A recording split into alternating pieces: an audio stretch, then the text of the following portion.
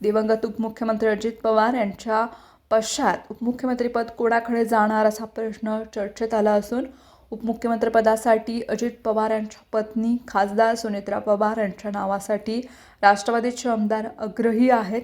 सद्यस्थितीमध्ये भाजपचं नेतृत्व देखील उपमुख्यमंत्रीपद हे खासदार सुनेत्रा पवार यांच्याकडे देण्यास राजी असल्याचं कळतंय. अजित पवारांच्या अकाली निधनानंतर दोन्ही राष्ट्रवादी एकत्र येण्याशिवाय पर्याय नाही आहे असा जो तर्क मांडला जात होता तो तर्क तुर्तास बाजूला पडण्याची चिन्ह आहेत.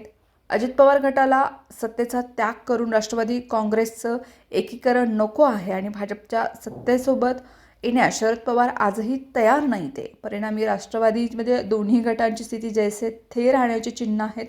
फरक इतकाच आहे की हे दोन गट निवडणुकीच्या मैदानात एकत्र दिसतील आणि महायुतीच्या अजित पवार गट हे सरकारमध्ये तर शरद पवार गट विरोधात हे चित्र कायम राहील असं राष्ट्रवादीच्या अंतसूत सूत्रांचं म्हणणं आहे. राष्ट्रवादीच्या दोन्ही गटांना हे सत्तासूत्र मान्य असल्यानं आता उपमुख्यमंत्री कोण हा प्रश्न अजित पवार गटाला सोडवायचा असून पवार या नावानेच या गटाचं राजकारण पुढे सुरू राहणार असल्याचं पक्षाचं अध्यक्षपद आणि उपमुख्यमंत्रीपद ही दोन्ही पदं अजित पवारांच्या कुटुंबाकडे जातील असे चिन्ह आहेत.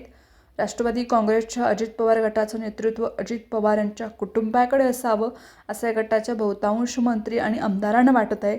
नरहरी झिरवळ यांनी उपमुख्यमंत्रीपद आणि अजित पवार गटाचे राष्ट्रीय अध्यक्षपद अजित पवार यांच्या कुटुंबाकडे असावं अशी आग्रही भूमिका आता जाहीरपणे मांडली आहे.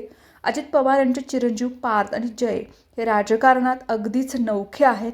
सुनेत्रा पवार देखील तशा सराईत राजकारणी नसल्या तरी दोन्ही मुलांच्या तुलनेत त्यांचा संबंध राजकारणाशी आणि त्यातही बारामतीमधील राजकारणाशी अधिक आलेला आहे. त्यामुळे उपमुख्यमंत्रीपद आणि पक्षाचं राष्ट्रीय अध्यक्षपद त्यांच्याकडे देण्यात यावं असा आग्रह सुरू झाला आहे.